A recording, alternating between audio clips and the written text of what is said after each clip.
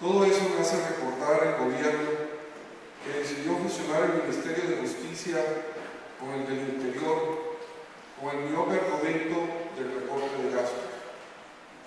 La historia todavía no le ha pasado la cuenta de cobro por el efecto que tuvo esa decisión sobre los momentos críticos que vive hoy la justicia.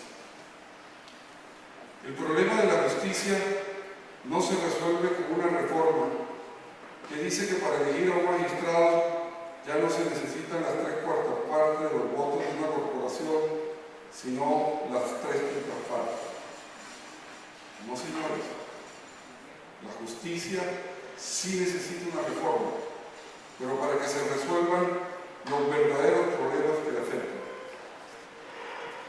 Aquí el problema más grave no es quién elige a quién, sino la falta de acceso a la justicia.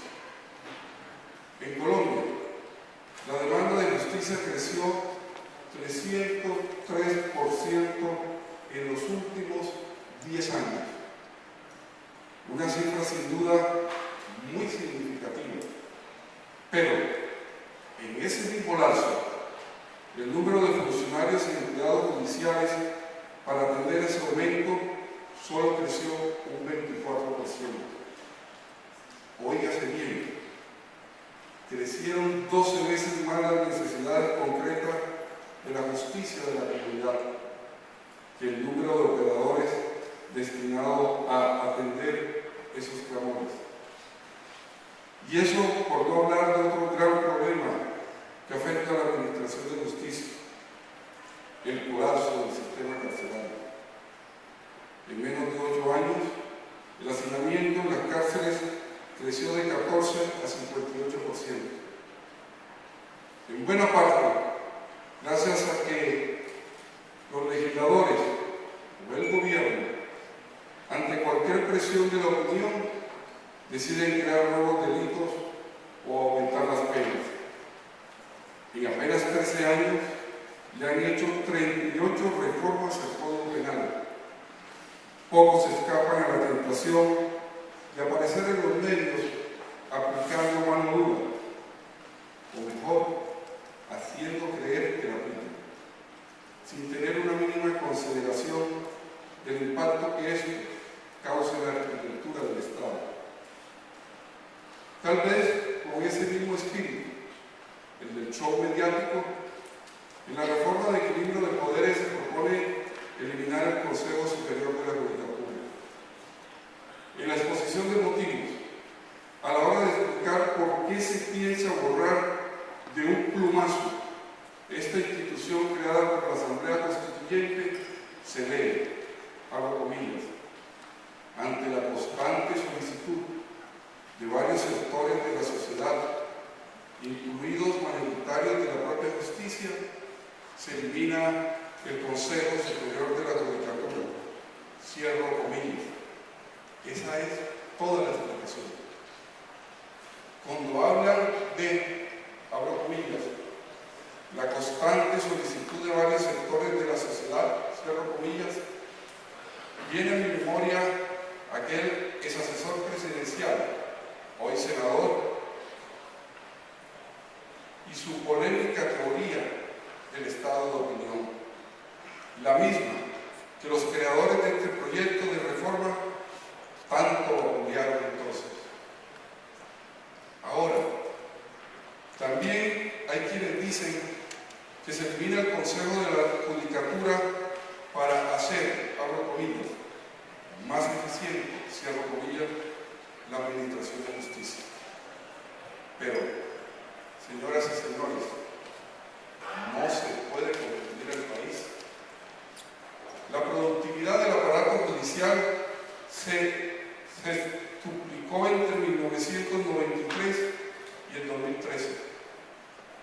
Repito, se multiplicó por 6.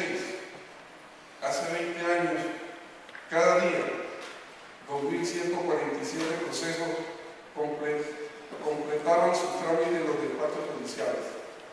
Hoy, la cifra aumentó a 12.396 procesos.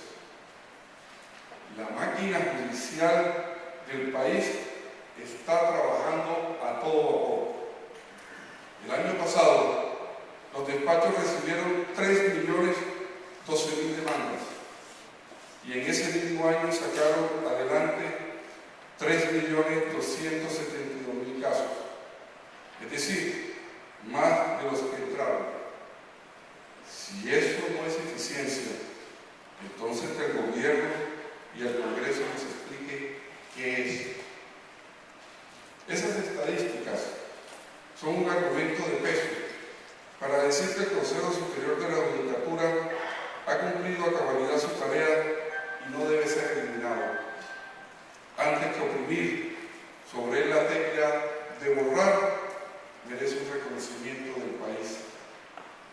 Si lo que tanto molesta es que los magistrados de una de las salas de esta corporación resuelvan tutelas, pues entonces que se modifique ese punto.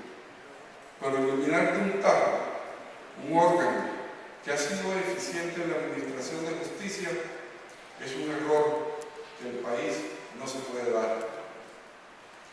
Si se va a reformar, que sea por el bien del país y no sea un episodio más para manosear la columna vertebral del Estado con fines de aplausos mediáticos. Si el problema del equilibrio de poderes lo provocó la aprobación de la reelección presidencial, basta entonces con acabar con ella, pero no utilizarla como mampara para reformar por la puerta de atrás la justicia en un ejercicio improvisado. A esa primera amenaza que pende contra la justicia, la reforma del equilibrio de poderes, se le suma un segundo frente de preocupación, y es el interés que ronda en debilitar la rama judicial. En los últimos 15 años, para no ir más lejos, cada gobierno de turno se ha hecho el de la vista gorda a la hora de fortalecer la justicia. En ese periodo, prácticamente cada año se repite la misma historia. El presupuesto asignado a la rama nunca alcanza a cubrir las necesidades de la misma. La mejor manera de debilitar cualquier entidad es acabar su músculo financiero. La situación, además, ha empeorado en los últimos años. Para la vigencia de 2014, el ejercicio de planeación del presupuesto de la rama judicial concluyó que se necesitaban más de 5 millones de pesos. Sin embargo, solo se asignaron 2.8 millones de pesos, lo cual equivale a un déficit en el presupuesto del 44% para la actual vigencia. En otras palabras, la justicia recibió prácticamente la mitad del presupuesto que necesita. Y a eso se le suma un dato bien curioso, que a mí me deja estupefacto. Esos 2.8 millones de pesos que se asignaron a la justicia para ese año 2014 no están muy lejos de los 2.3 millones de pesos que el gobierno gastó en publicidad y en eventos en apenas 2 años. Se anunció hace poco en el Congreso. ¿Qué futuro le espera a un país que le da la misma prioridad a la imagen y o a la vanidad que a la justicia? Y no estoy hablando de simples caprichos nuestros. La falta de plata para la justicia está a puertas de tener un efecto contundente. Solo hasta el 15 de noviembre hay recursos para pagar los 8.000 empleados que trabajan en los despachos de descongestión. Así como hubo plata para la mermelada y para la publicidad, ¿cómo no hay para la descongestión? Pero oh sorpresa, en la reforma que busca mejorar la administración de justicia no se hace una sola mención de la posibilidad de darle un presupuesto autónomo a la justicia. Si la rama judicial no tiene presupuesto propio, se distorsiona el concepto de autonomía de la justicia, que es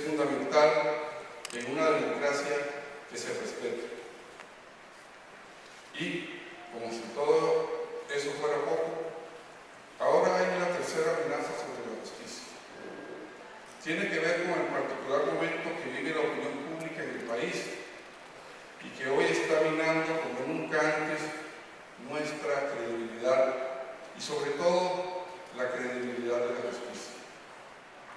Las encuestas que hace 4 años le daban al sistema de justicia una aprobación pública del 60 o 70%, en el último año han mostrado una descolgada hasta llegar a la preocupante cifra de apenas 17 de cada 100 colombianos que creen en la justicia.